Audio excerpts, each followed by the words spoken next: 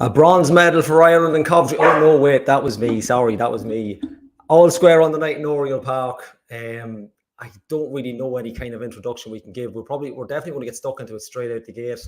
We're going to bring in League of Ireland legendary cameraman and part-time producer Chris.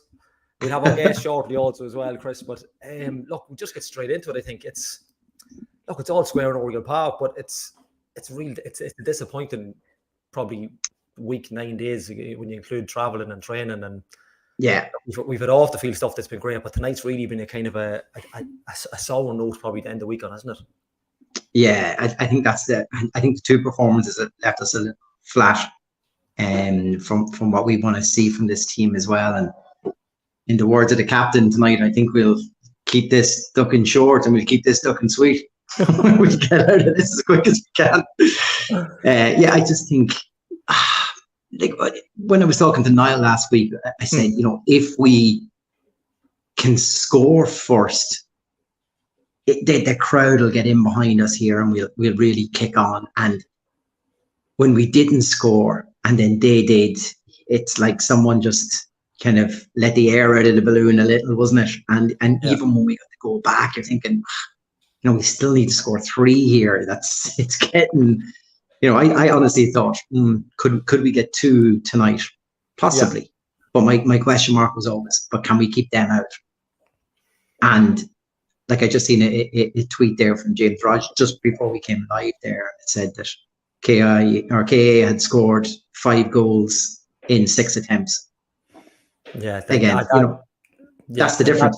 That's it. How many times have we kind of talked this season about, regardless of how well you play, regardless of possession. Now, I don't know whether that applies to tonight or not, but even regardless of mistakes, if you don't put the ball in the back of the net, you don't get anything. I mean, over the course of a league season, the better team generally possession. The better teams always come. The cream always rise to the top points wise over the course of a 9-10 month season. But if you're talking about knockout football and European games, it is a tale of you've got to take your chances when they arrive.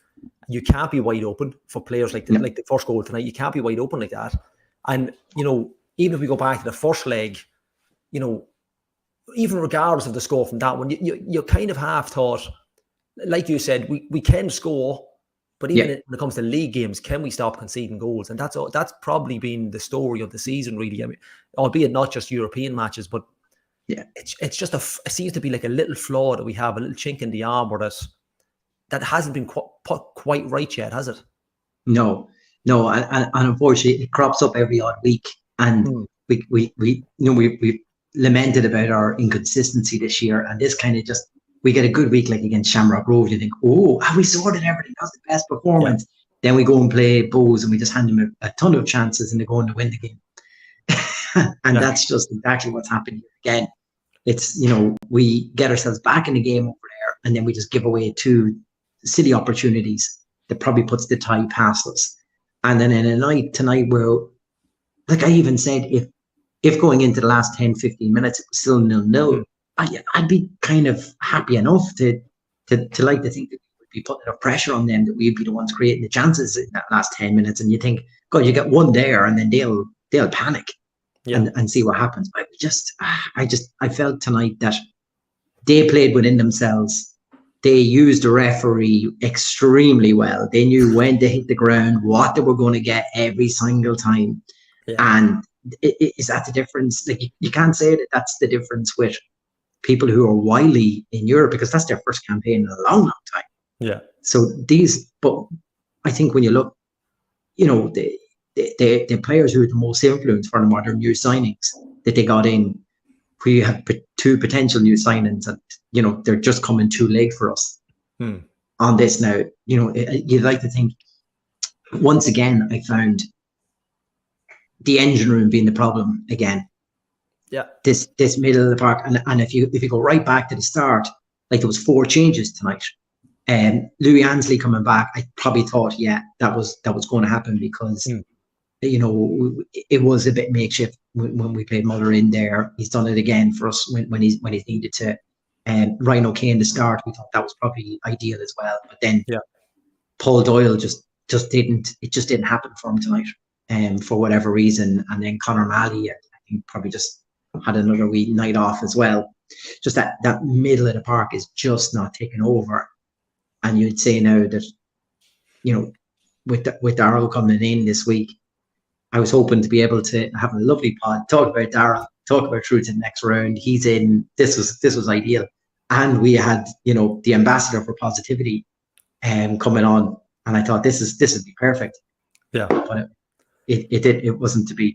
Probably on that note, and like we said, we probably, I know we're only 7 minutes in, we normally wait a bit longer, but I think we need that little bit of positivity. If there is any, we can scrape off the barrel of the. She'll find it if there is. This lady will definitely find it. Jane McDermott, welcome back to the Town End podcast. Hello, lads. How are you? Thanks for having me. We need to take we normally get, Steph is normally the positivity king on this podcast, but I think you can't take the queen off her mantle. No, we're definitely going to have to get you to take over tonight. What did you think of the game as a whole, even over the two legs? How was your views on it? My view, I thought they came in stronger tonight than they were last week. I felt they were kind of a bit stronger with us tonight. They came in, they seemed to have known us. They did their homework. Again, the same as the first leg, they took their chances, and we struggled to take ours a bit, and it just wasn't. There was a bit of a loss of connection, the passing, just the whole overall feeling, and I think, as you were saying there, lad, there was such positivity going in this week because we've had so much positive news coming from the club. And you're kind of I think fans, supporters overall kind of felt, we nearly forgot that we were going in with a deficit. And we kind of felt, we were all kind of fire blazing, we kind of forgot that we were going in, on the kind of back leg of it. But it was very frustrating, I think was the overall feeling of supporters to watch, because you have the chances there and you're feeling, we can do it in league and we can pick up things, and we weren't able to get back into it.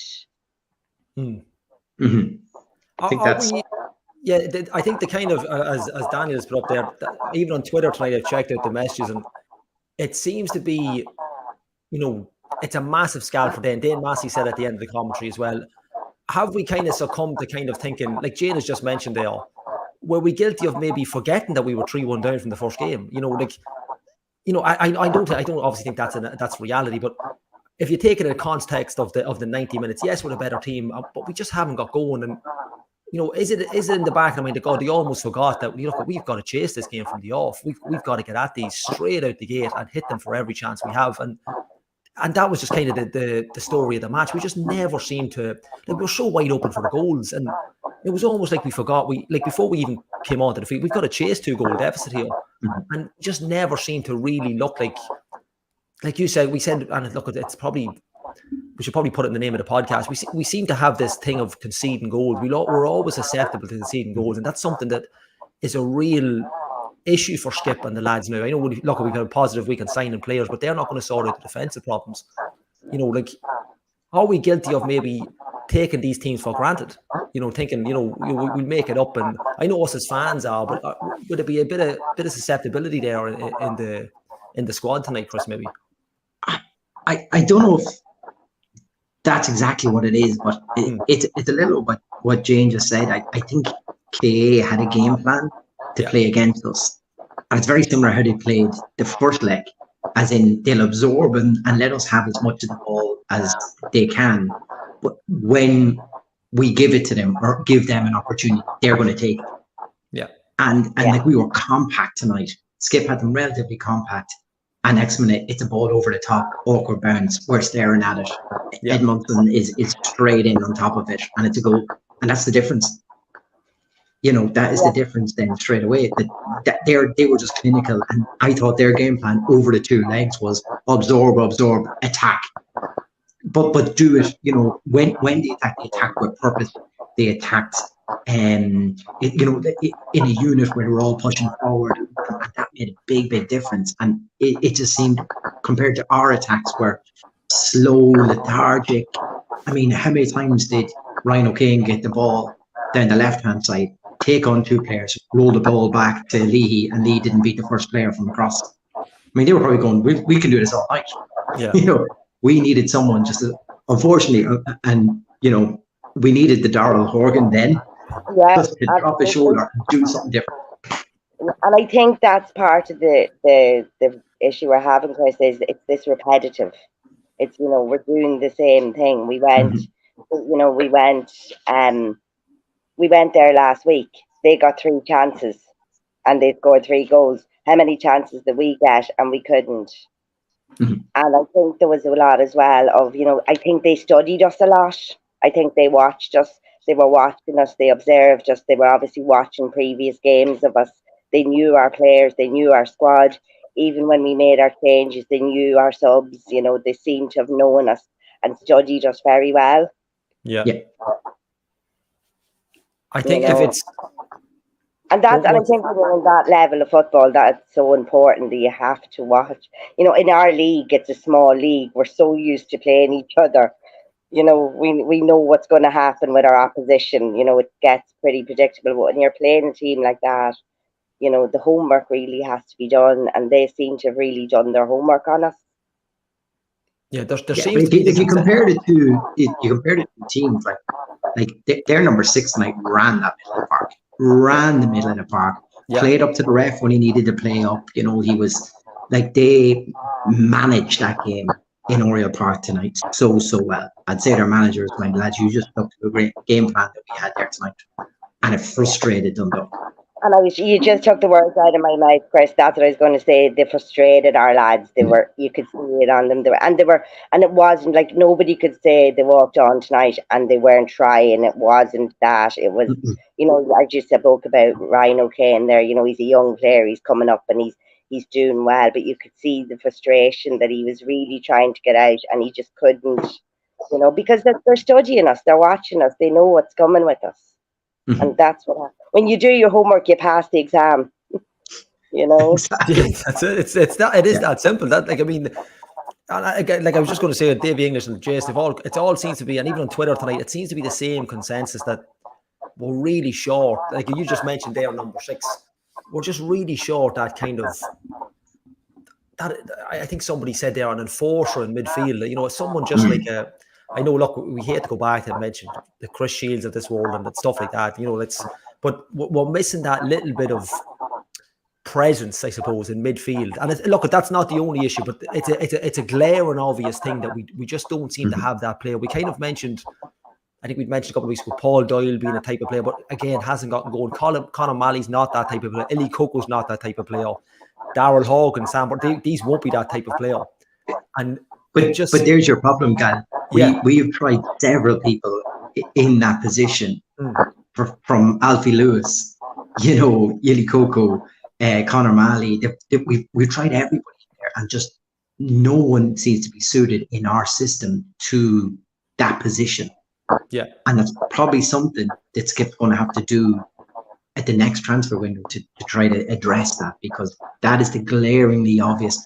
At times we're just too easy to play through. Yeah, and you look at them tonight. Nobody there for that breakup yet.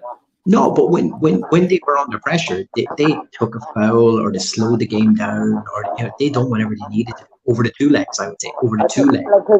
Like I think we were all looking at the clock going, "Are you for real?" Was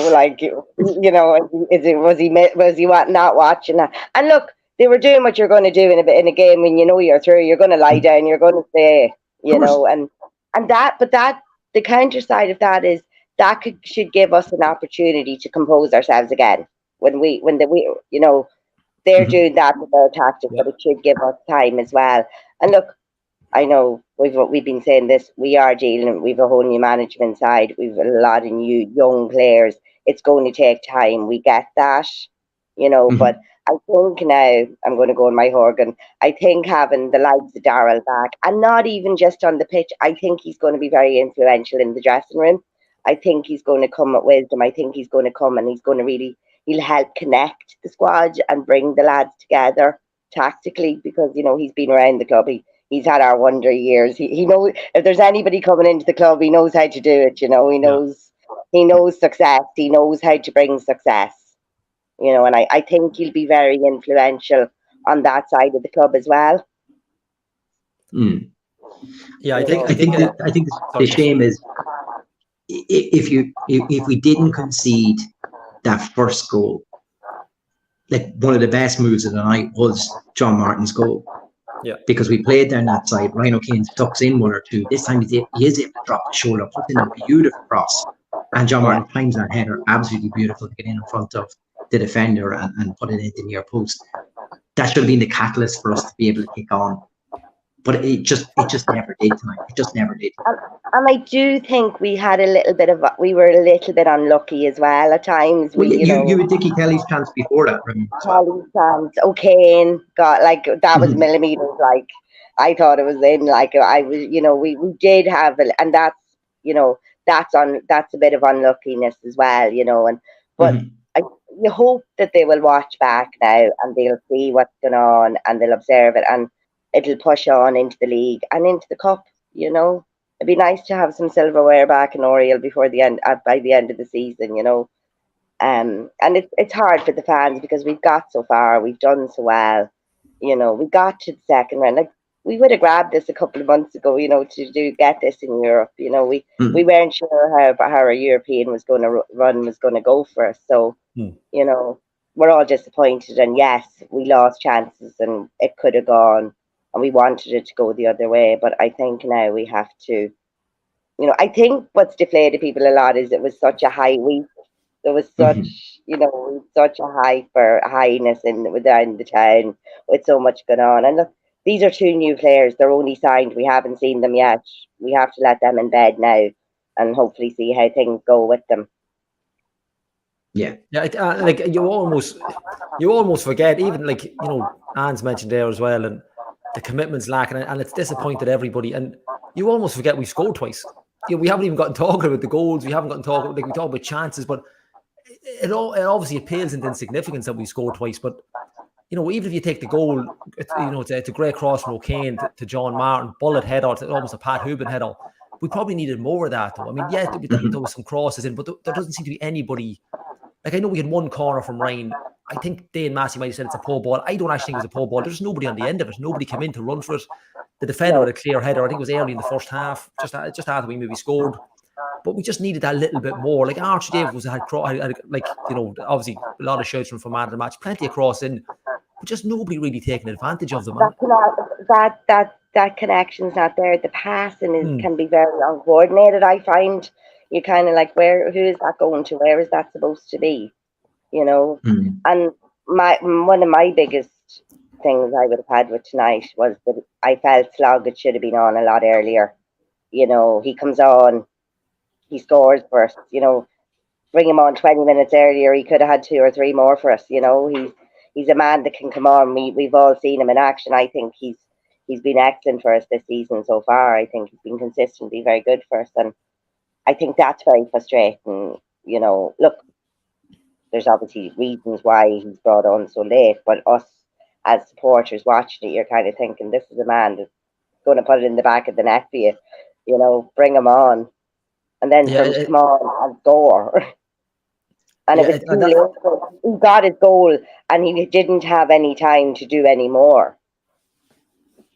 Yeah, and that seems to be a theme as well, Chris. We were talking about, we're lacking maybe at the back, and a little bit of inconsistency. Obviously, with the first goal as well, that's a prime example, just nipping in between the two lads. But the inconsistency, the substitutes, it's a strange. Like, look, obviously hindsight's great, and we had a lineup a couple of weeks ago that they didn't change for the European game, and it worked out okay. But there's times that maybe, like Jane has said, Greg Sloggett not starting, massive influence. We don't, maybe it's a fitness thing, we're not sure, but obviously Skip seeing something, that he wants to get from the game that he might have got last week. But there seems to be a very strange, I don't know if the word's inconsistent or inconsistency with the substitutes, but there seems to be some strange decisions on lineups and, bringing players on and off. And I don't know if that's, maybe, look, Skip's every right to see the game the way he sees it. We know, right? But especially after a game, we can't go calling it. But when it comes down to it,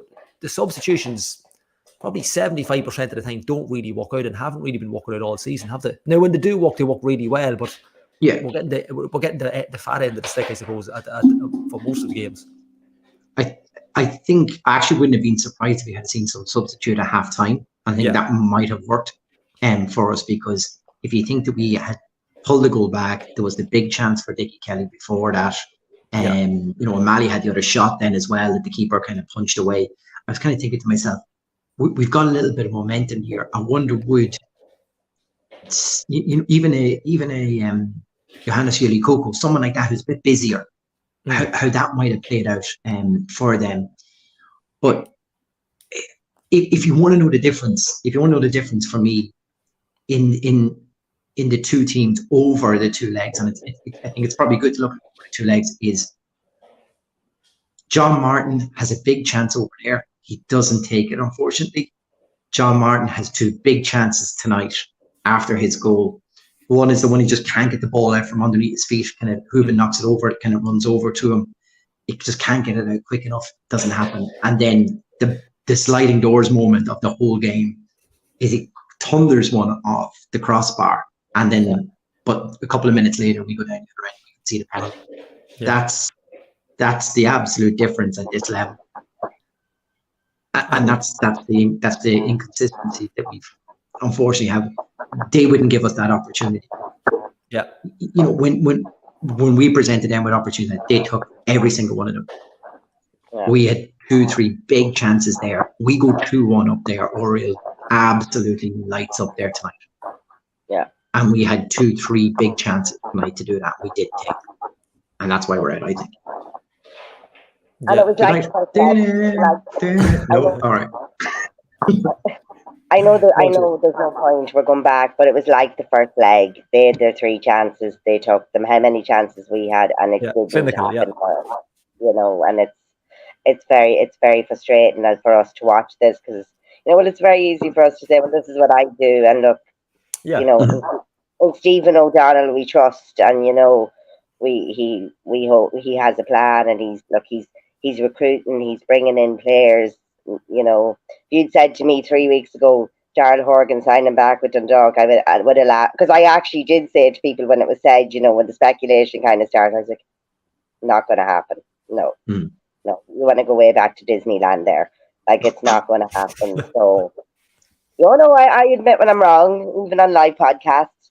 So I think we have to see now. Look, we're going into the next half of the season. We have to. It's about getting back into Europe now next year.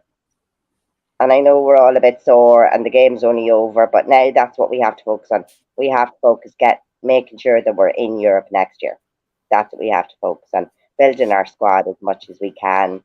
You know, the signings, we've had 2 signings. Hopefully there will be more signings coming. And I think that's all we can do, you know, is try and keep push on. We still have a cup, you know, to go for. That's going to be a good opportunity for us as well. And I think the goal now is about Europe next year and making sure we qualify and get through. Yeah, I go on, Chris. Yeah, I was going to say, but surely that's, you know, the signing of Darrell Horgan is exactly that. It's it's a moment of, if you sign a player of his ability, that's a statement to the rest of the league that we are going for a European challenge this year. And 100%. I think, although you have players like, you know, Pat Hooben and stuff like that, who, you know, his record stands for himself in this league. I think Darrell Horgan's just a little bit of the X factor. Oh, he's a statement. We were missing that. We were missing that in this team. We needed that, and as you say, it's a real statement to the league, but I think it's also a statement and a commitment from the club to us as supporters. I think it's a very much, we're here, we're embedding this, we want this to work, we're looking at next year for Europe, and because you know, there was instability there, people weren't sure what was going to happen, you know, with you know, investors. And I think it is a real statement from the club to say, look, we're bringing our boy home. We're bringing our golden man home. And I think he's going to do, I always said it about him, he'll do great things for us, you know, and I think he's going to provide great energy for us. And you never know. as I've said on many a podcast, the league's not over yet. That's it. And I think, Chris, before we turn it into the Town and Darrell Hogan Welcome Back podcast, should we give it another minute on the game? Just, I think what people are probably more, I mean, obviously, yeah, we would have loved to run in Europe and into the group stage, but, the way the league is and the way the club is at the minute, if you sit back and take it in as a whole, it's the financial impact. It's not that we're down money, it's that we haven't gained that extra round for that extra bit of cash.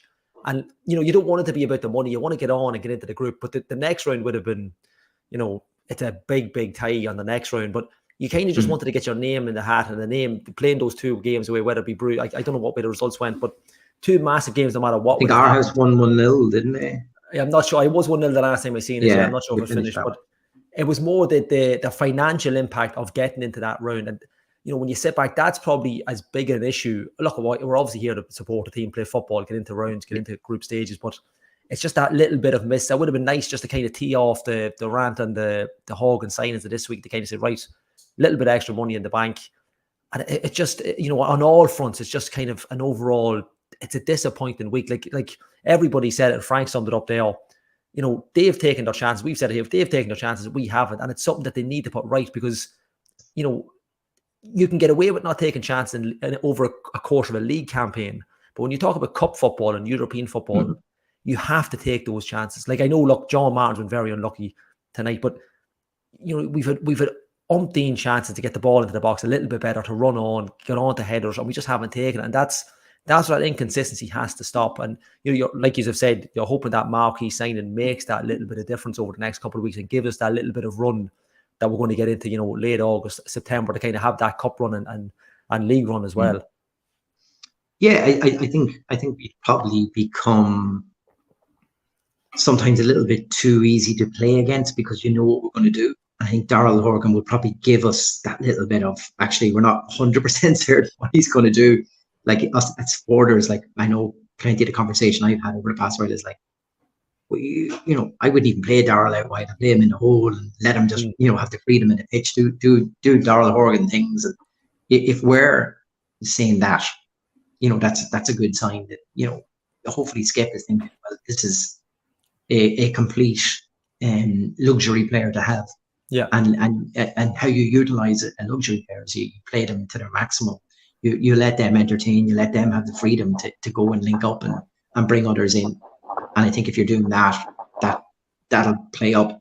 But like I said, and Frank, and you mentioned, Frank's point there as well. Like they did the pace at which they played the game was different to ours. We were in a much slower gear playing tonight, and once they got into any of the dangerous areas on the pitch for us, they were winning key free kicks. They were, obviously the penalty. Like we shouldn't be jumping in. Yeah. When a player's running away from us, we can't be diving in and giving the ref, and in the way he was making decisions tonight, you just can't give referees that opportunity because, like, initially I didn't think it was, but when I seen the replay back, it clearly was a penalty. Yeah. But we just shouldn't be given those sort of chances, and that's where we've got to get better. I think, Chris, that can come from panic. I think sometimes we can start off very confident, we start off very well, and then we can go into a kind of panic mode. And I suppose as well that comes from we have, the younger players, they're starting, a lot of them, are only coming into their career, and you can kind of see that on them sometimes. It's very obvious because they get this kind of, startled nearly, what do we do and how do we compose ourselves again? Yeah, I find when I'm watching us sometimes that you can get that just startled and they're panicked and what direction do we go next, and and then we lose things like basic passing and we can't pass and our coordination goes, and I think a lot of it stems back to panic. Yeah, actually, I think Jane's 100% there because we've seen that panic come. We'd allow the ball to bounce in defence tonight, and there'd be like three players looking and saying, "Who's going for this?" And then by the time they've done it, there's a KA player running. Well, I'm in the mix now, guys. It's not going to be. when at times I just thought, this is just, you rise to the ball, you put a header, you put it out for a throw in, you put your foot through it, and you put the ball down the other end. We're just delaying our decisions with like Jane said, that sort of panic. And at this level, that panic ends up being a defeat or giving away 2 sloppy goals there tonight. And this is the killer part, is all 5 of their goals, would you say all 5 were defendable? Or could have been, like, a mistake could have been covered. And that, Yeah. I don't mind they're all beaten by a around bit of class sometimes, but it's still when you hand it over, that's heartbreaking. And that's very frustrating to watch and to observe. And I suppose we felt coming into the second leg, we felt coming in after last week and the 3 chances, 3 goals, that we'd be maybe more alert to it and ready for it. You know, and we should have been, Jay. We should have been more alert. If we make a mistake here, if we're indecisive for even a second, they'll jump on that. But I do think the age caliber and, you know, the players that we have is a factor in that, Chris. And you do hope that Stephen O'Donnell can bring that on, and the likes of Brian Gartland involved, and now having Darrell back and somebody so experienced in the league, that they will be able to kind of work on that.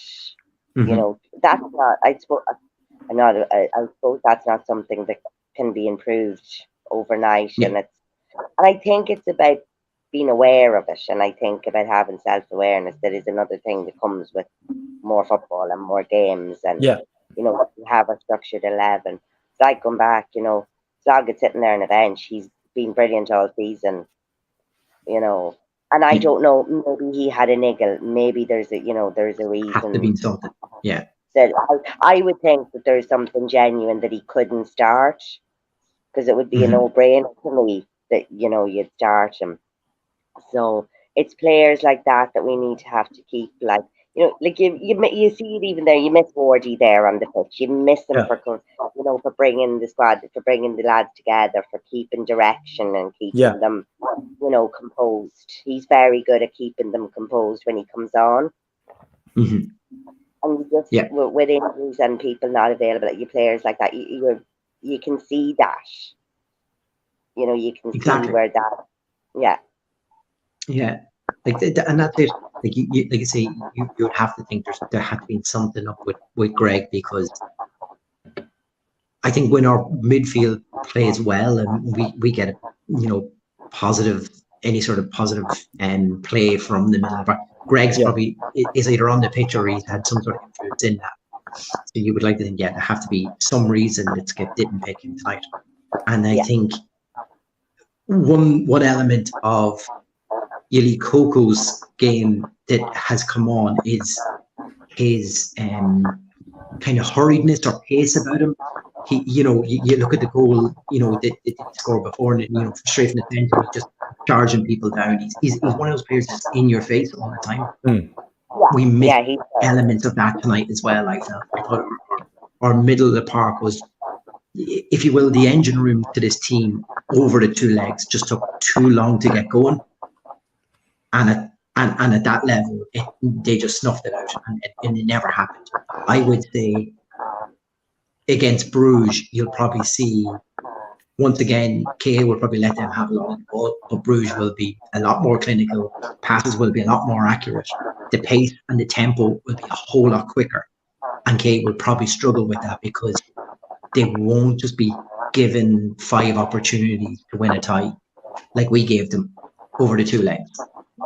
And I would say that's probably as far as they will go. Now, look, we've seen KI, of course, have an upset this week, so like, let's not write off the underdog either. But I think it's a massive step up. They won't get the chances that we gifted them. I think that's a feature of you. If you want, you know, you need to look at the draw as well for these kind of runs. And look, although we would have loved to be in there for financial, you don't, like, whether or not we would have been absolutely hockeyed out there, we don't know. We don't want that either. But I mean, the extra few quid wouldn't have went amiss either, I suppose, when you're trying to get signings. But just an overriding feeling of tonight, it seems to be, you know, when we're talking about just what we're lacking, we seem to be really going on with this midfield role. So are we saying, you know, the club need to go out again? Yeah, are we definitely looking at, you know, another midfielder? Do we need someone to come in, or is there? I know Durant kind of, he's more of an attacking midfield, but is there anybody, you know, not on a wish list, I suppose, we don't know who's available, but is there anybody even out there, I suppose, that we're going to be even looking at? I'm sure that they can see it as obvious. If we can see it, us Egypt can see it, and I'm sure they can see it in Oriel Park as well. But I suppose, will they dip in again and maybe go again for, we might even get 2 more signings maybe over the next couple of weeks? Unless there's someone free. Yeah, of course, you can't see it. Yeah. But, and I wouldn't have thought, with the way the budgets have been and that we were aware of, you could say it'll be a case of someone would have to leave before someone come in. But just to take Keith's point there, and Keith, absolutely right, it's the lack of control in the middle. And I do feel at times that's what Greg Sloggett gives us. And that was a massive miss then tonight when he wasn't there. You could tell that lack of control, the lack of someone to drive the team. That control. Yeah, Kieran Brook. I never heard of this fella. I think he does some kind of podcast as well. But yeah, that's the point. He bailed me out for a laptop tonight, so I owe him one. He saved LOI TV tonight. Podcast friends.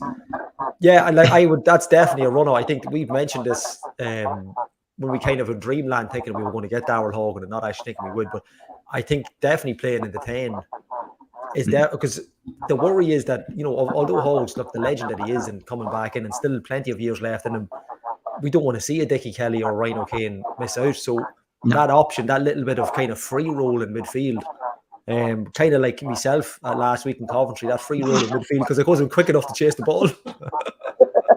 But like, that's probably, ideally, that's really where you'd love to see him, just running, like him and Hooben, just running at players, gassing them out. You know, that is, you know, in an ideal world, that's what we're looking to see with Ryan O'Kane and Dickie Kelly, or maybe a John Martin out there, depending on circumstances. But Kieran's probably, that's an ideal scenario, isn't it? Yeah, look, it's just that middle, like he said, the middle of the park, it's killing us right now. And I think you can tell from the middle of the park that started tonight. I'll put my hand up now and say that won't be the middle of the park on Sunday against Chelsea. And that's the problem. Skip is just unsure of exactly what his best middle 3 is. Yeah. And that's part of the frustration for Skip. That's part of the frustration for us fans as well, is that there was a time, especially under Stephen Kenny, that you could name that starting 11. And as good as, you know, Georgie Kelly was doing, coming off the bench and scoring goals, and, you know, at a time where, you know, Kieran Kilduff wasn't even guaranteed a game every game. Yeah. And you just your bench could have won the league for you. You know, like we were that, like, and you know, we were spoiled. We had those years, and we were so spoiled, and we didn't realize we were spoiled, obviously. And there was always going to be the, you know, period after that. The things have to rebuild, and it is rebuilding, and I don't want to be, you know, repeating that, because I know it's said a lot, but it is true, and it is very frustrating because we've had such glory years. I think to put it down, plain and simple, is we know that squad has more in them. Yeah, I think we all know, we've seen it, you know, we've been able to come out, and we know that there is potential there. And I think that's what's frustrating fans is a lot as well, because if you're kind of looking at the players and you're saying, well, that's all he has. But when you know that there's more, when you've seen more, I think that's the very frustrating bit for us to watch. And that's more rebuilding, and that's about working together as a squad and coming together and bringing in, having strong people around the team and for training and coaching. And I think that's the only way you're going to improve that. Like, we have our squad now, you know, this is the team that Stephen has, and he's going to, and nobody doubts that he's going to do his best to work with them. So it's but don't know what happened. I think the sad thing is, Jane, that if we had a fully fit Robbie Benson, he'd probably come straight into that middle park. Oh yeah. Do you know, I'm sick of seeing the but camera he's been pan. injured for so long, and so many Yeah. other players played. You Yeah. think, oh, I don't know if you play Robbie or not. He would come straight into that team if he'd say. Sure, when you think European nights, you think Robbie Benson. It's just 1 plus 1 is 2. You know, he is our European. It's suited to his game. It's suited to his game. Yeah, he just works really well in European football. Yeah. Mm-hmm. You know, he can just really. It's a bit like Patrick McLean. Some of the best games for Patrick McLean has been in Europe as well, because that sort of a player who is comfortable on the ball, can take on players, knows how to utilize space on the pitch. They're well suited to the European game, and that really shines out at that level. And I think, it's funny, you can watch them at league level and be very frustrated with them. 100%. And then you go up and watch them in Tallinn in the rain, and you're like, wow. You know, it's just those kind of players. And, you know, that, as you say, I think Benson has been a huge loss to us in this campaign. I think he's just one of those players that can just show up for Europe and just do what you need him to do. I think because he can be a player that really thinks and calculates before he does something, it can go against him at league level, but it works for him at European level. Yeah. So I think it's just having that technical ability, isn't it? Yeah. And a lot of that you probably can't teach. It's just in these players, and that's why we love to watch them. Oh, but that's why they're just magic to watch, because you don't know what's coming next with them, and they'll give you that magic moment. Yeah. So they will. Well, you know, when we're on the subject of magic moments, we're hoping to have a few on Sunday when we play Shells in Oriel Park. So we'll just move on to that game. After tonight's game, obviously we're looking forward to kick on anyway, regardless of what the result is tonight. But, you know, a home game, Shelbourne, Oriel Park. Damien Duff Shelbourne there's always that little bit. I love when Damien Duff's involved in games, because there's always that. It's almost like the John Caulfield of years ago. There's always that little bit of bite in it. There's always a little bit of aggro. You're probably, you know, I'm not a betting man. You're probably guaranteed a red card somewhere, whether it's on the pitch or it's in the dugout. But yeah, look, a great setup for, I think it's a 5 o'clock kickoff, if I'm correct, on Sunday. Nice time for a kickoff. You know, 5 o'clock seems to suit a lot of people. Get the fans up on a Sunday. And it's a real kick-on now to get the lads on, the new signings. You know, a couple of changes, you say, Chris. I would highly doubt there won't be a couple of changes. Just let's get back to league. You know, let's get back to what we're here for at the end of the day, and that's league action and getting up 3 points, isn't it? Yeah, you forgot one thing. It's now Damien Duff's Hull Shelbourne. You just Hull Consortium Shelbourne. It's part of the terms of the buyout, apparently, and he has to play 3 Hull players at all times in the position of Hull. Look, and the thing about it is we've been so concentrated on European football. We obviously played the extra fixtures before it. Now everyone's all caught up. You know, Shells are right behind us. Yeah. Bows are, you know, a couple of points ahead. This, you know, we talked about a sliding doors moment in this game with John Martin. Like, this is a bit of a sliding doors moment for the league, because after this we're in a run of 10 fixtures left after this one. So we win. If we can win, we will create a bit of a gap back to Shells and get into that mix with the top 4 above us. And I think that's real key. It's definitely, you don't want to lose that game. No. That's for certain, because you don't want to lose more ground to Bows and allow Shells into the mix. If we're talking, it's a 5-way shootout for the top 4 positions. If Shells go and beat us, it's a 6-way shootout. And that'd be my fear, is I just don't want another team in there. And that'd be my fear, that let's face it, it doesn't look like there's going to be a 4th place. Well, it's looking probably more unlikely that the 4th place in the league is probably going to give you a European position now, because Shamrock Rovers are obviously already out. Either Derry or Pats is going to be out, also in the next round of the cup. So you would say that's a lot of big teams. But if there's another round after that, there's a couple more Premier teams drawn together. We're seeing less and less likely that there's a team going to finish in the top 3 who's going to win that cup. It's going to be 1 in 3 of a chance. Yeah. And going into the next round after this. So I think that's going to be tough. It's now about consolidating and getting into the top 3 positions, I think, is now key for Skip between now and the end of the season to guarantee this European money, which allows us to get players like Darryl Hogan back. And if we want to grow as a club and a team, they're the key moments that we got to do now.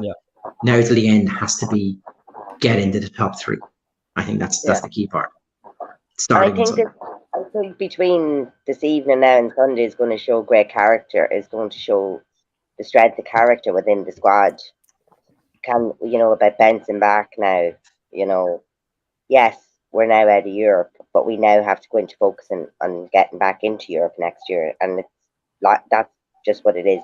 It's that simple now, and we can't afford to lose any points. We, as you say, Chris, it's such a dimension now with the top couple of teams. So it's you have to go in on Sunday, and you have to come out with 3 points, and that's just what has to happen. And there's nothing else, Yeah, and if nothing else, like Jane, it's for budget reasons, if nothing else, because we're we've seen it before. When you can consistently say, well, from one round of Europe, I'm going to get nearly $250,000. That's considerably more from winning the league in our domestic league. So that if you want to grow as a club, the only way you can do it in our league is to consistently have European prize money. And that attracts a better caliber player in the league. Like we're talking the year we were out, and we were kind of saying we used to be able to attract the best players from lower down the table. Well, the reason wasn't because we weren't in Europe. We weren't unsure how we would produce in Europe. But if they say, okay, they got through, 2 rounds and then they were out last year, but now they're back in again. Oh, okay, well, maybe they know how to build on it. I'd love to be part of that European. And you want people in the back of the mind. If I sign for Dundalk, why are you signing? Because they get European football every year. Yeah. And that's, from a player's point. Any of our interviews that have been done with our players that we've signed or are with us on loan, same thing. We're here. We want European football. We want to be part of the European magic. That's what we want. That's what builds their profiles as players. That's what brings them up. That's what helps the league. That's what brings the money in so we can pay players to come in and sign with us. And the caliber of the loan signings, even Jane, you're able to bring in, because the loan club will think, well, here's a chance for him to play possible European football. That's going to be great experience and probably a good gauge for can that player compete in a senior level in their squad, looking at them on a European level rather than maybe our domestic level.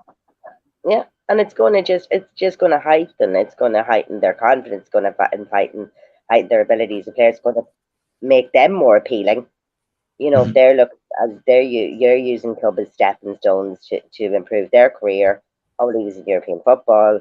It works for everybody for us to have European football. The financial side of it's huge for us. And we've seen on how the drop can come so quickly, and you have had to sacrifice things, to maybe benefit in other ways as well. So. Yeah, and even if you take the next run of games, if you take the cup game out of it, we've got 4 of the next 5 at home. So there's a massive opportunity there to, get some points on the board. Not as quick as we can, but over the next couple of weeks, and just have that little bit of momentum that they'll take it. Like you say, Chris, you've got a block of 10 games coming up after the next one, and that's your run into the season. You're getting a bit of luck in the cup teams, big teams playing each other. We've knocked out the so-called, favourites for the cup. Derry and Pats are going to go as well. One of them's going to go as well. So it's opened up there, and we're definitely in there for a good run into the season, I suppose. Albeit, tonight's a disappointment. We definitely have, like Bez says there, let's regroup, dust themselves down, and let's have a proper run at it. Because now they've got nothing to lose. Now they have to go for it. Now you've got, if you count the league games and your cup run, you're probably talking 14 games. 15 matches, something like that in or around. So, that's their season there in a nutshell. And, they've got to go for it now because there really is nothing to lose. It's all to play for. Yeah, and but we just let Dane Massey see how we play, by the way. That's the other thing we know about.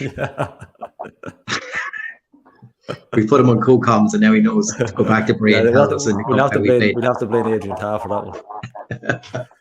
So, folks, we'll just to wrap up our show and look at this. It's been a massive. I can't remember the last time we've had this many comments on the game. Dave Moore says, "Hi, Jane." There you go. Shout outs and everything. You're already first show of the season. And you're already getting the shout outs. Hello, David. How are So you? we'll just go round the Well, houses. before you do Yeah. your man of the match, speaking of shout outs, Dara, our number one fan, Dara O'Connor, it was his birthday. Probably everyone might have heard it in Oriel Park. He did get an announcement. So he said it wouldn't be his birthday if his favorite podcast didn't give a shout out as well. So happy birthday, Dara. Favorite podcast. Get in. Oh. Get in, Dara. Happy birthday, Dara. Happy birthday. I think, look, we've said this before. We've said on numerous podcasts that we've had one-sided results, and I don't really see this. I think this is probably the biggest landslide we've probably had, but we will go round the houses regardless. So, Jane, as you're the guest tonight, we'll start with yourself for your man of the match. I have been thinking about this since the whistle blew, and I've struggled with this one, and I'm going to give something, and I don't think his name has come up. I'm going to give it to Sloggett. Okay. Because I think he came on, he showed great strength in the very short period that he was on, and he scored first. So that is my theory for giving it to Sloggett. Yeah, I think we've had numerous pizza winners, or not pizza winners, player of the match winners, because of they've come on and they've done exactly what's been asked when they come onto the pitch, and he's rightly in there. Yeah, absolutely. And that's why I feel he deserves it. Yeah, he won't be getting the pizza though. We don't send him the pizza. We have to pick a winner. He doesn't sell the pizza. Christopher, I think, although he as Jay mentioned, he probably could have frustrating figure tonight. I think Ryan O'Kane, you can probably be happy with his haul tonight. He got 2 assists, and tonight I thought John Martin also put himself around pretty well. But probably the person who had the most commitment tonight was probably Archie Davis. I felt really sorry for him when he got his booking, because they tried 3 times to kick him. Yeah, and he rid every one of those tackles. And when finally one of them tried to tackle him, he slid in at the same time, rolled the ball out, and the ref gave him a yellow card. It was like, how is that possible? And like indifferent, they're up and down, tackling boys up and down the try. I just, so unlucky, so unlucky. But I thought he was one of the few players who was always on the front foot tonight. He always wanted to attack. He was running at people. He was taking them on. And he never shied away tonight. And it was once or twice I was talking where there was 2 or 3 very rough tackles put in on him. But he was able to take it on. I think that's probably shown. God, I hate when our right backs do well throughout the year. But you can see a progression from when we had him at the start of the year. And me and you had the conversation: is Muller the better right back over him? It was hard to tell. But I think probably Archie Davis has definitely claimed that position for himself, and I think he can definitely keep his head held high and say I don't ever think I could tonight. And I just thought, I think it was just a desire from him tonight, so I'd give it to Archie. Yeah, I think just to answer Paul's question, I think Archie Davis signed a 2-year contract with us, did he? I don't think he's on loan, is he? I don't have to. There's been that many signings. There's that many defenders and fullbacks signing in the same week. I think I'm almost sure he's all player. I don't think he's on loan. I could be wrong, but I don't think so. I think it's Archie Davis for me. I don't even I definitely give a mention to Ryan O'Kane. But no, I think Davis. Archie Davis. The only thing is, if John Martin puts through either of the chances he had, it's John Martin, give him the hero. That's it, and it's probably fine margins for John, and even at that, if he's hit the one at the post, it's probably harsh on Davis not to give him. You nearly give Davis the pizza for his efforts, because he's been absolutely, like Dane Massey called, he's been one of the players of the season for Dundalk, and we did debate this at the start of the season, because I still remember the first game of the season. I keep repeating myself. I thought he was awful. I thought this guy is not fit to play. I don't think he's in, but he's just been so consistent. Well, Lewis McCarry wasn't that great at the start of last season. He had a run at that position, and he got better and better and better. It's something very similar with Archie Davis here as well, that he is just settled into a position, playing senior football consistently over a lot of time, and I think he's just getting better and better and better. Yeah, there we go, confirmed. Maybe it's all the pizzas he's getting. Maybe that's it. Between himself, Hoob, and Sheps, it's Pizzagate at their house at the minute. But yeah, Archie Davis for me. Yeah, look, I thought he had won it. I think we said a couple of weeks ago he won his best performance. That's right up there with anything that he's produced this season. And I know, look, I could have put everybody's name at the hat, because everybody, to a person, a human being, has gone for Archie Davis. I'm just going to scroll through and hit someone at random. So we have a winner tonight. Anne Riley, congratulations, you won a Tony's Man of the Match pizza. Contact Vinny in Tony's Pizzeria. Tell them what you won it, and have it by not by the next games. That's very close, but by Friday. No, you've got a week. You've got 1 week from all the pizza. You could order it for Sunday after the match. There you go. Perfect time. Pick it up on the way home the road. Absolutely laughing, on. Congratulations, folks. Another night, not another disappointing European night, but look, it's look. Did we expect to win it? No, but we probably performance-wise, we're talking about, that little bit of lack of grit, that little bit of, somebody mentioned grit and enthusiasm, and that's probably the most disappointing thing, isn't it, really, just to sum up the night as a whole. It's not so much the result, it's more how it happened and how it came about, isn't it? Yeah. Yeah, I did expect a win tonight. I thought we should have been the better team to win this. Did I think we would win the tie? Not really. I think it was a mountain coming back from ice, and we just had to keep it to the 2 was just a bit of a killer. But I did expect us to win tonight, and I think, given the chances we had tonight, we probably should have won it. And that's just a lesson we've got to learn. Yeah. And for the rest of the season, that's the lesson to learn till the end of the season. Yeah. I think it's just cutting out those little bits of mistakes, little bits of, and like, no better way to do it at home on Sunday. Like I said, we 4 games out of 5 now at home, and if you don't include the Bray Cup match on the 20th, it's a real good opportunity now for them to get some points on the board. Like you say, get a bit of if we can win. You don't want to be bad on Sunday, but you really need to win. You want to win to get that little bit of a break between ourselves and Shells, and maybe and hunt down Bows, because if the results go right, you're level with Bows at the weekend, and that's really what we're looking for, to stay in that, not title hunt, but that top 4 finish, that kind of European spots. And look, that's, back to the league and back to the bread and butter of it all. And, we're looking forward to a kick-off at 5 o'clock on Oriel Park at the Carrick Road on Sunday. To take a little bit of Jay McDermott's positivity on this, though, you have 2 new signings. Greg Sloggett, who didn't get a run out tonight for whatever injury, might be in a better position come Sunday with his own fitness. Brownlee came in defence as a substitute appearance tonight as well. Could he be in a better place to kick on? We probably have at least 3, if not 4 players who didn't get a chance to show their best side. Yeah. Who could be hungry. Greg's come on, scores a goal, his first goal in a long time for us too. Like, sure, there's a fire under 1 or 2 players to get a chance on Sunday to kind of go, you know what? If only we had been available, or if only I had been fitter, could I have done something? Let me show you what I can do. Yeah. And that's what we'd love to see, players to step up and say, I want to show you what I can do. And no better place than Sunday to show that. Yeah, that's it. Just that's a little bit of, like you say, fire in the belly. Get it off the back now tonight. Just forget about it. Go again. It's a quick turnaround now for Sunday, which is probably a good thing in my opinion. Tonight's result. You don't want to wait to have Friday week. You want to get it on. The fact that it's not even Monday, it's Sunday. A couple of days rest, back in and back at it, and that's no better way to do it than to go out and prove a point on Sunday. Absolutely, Jane. Really appreciate you coming on. We're going to have to get yourself and Steph on to have an absolutely combustion of an explosion of positivity over the next couple of weeks. We'll have the 2s on the podcast at the one time. I did work hard at the positivity tonight. I did work hard.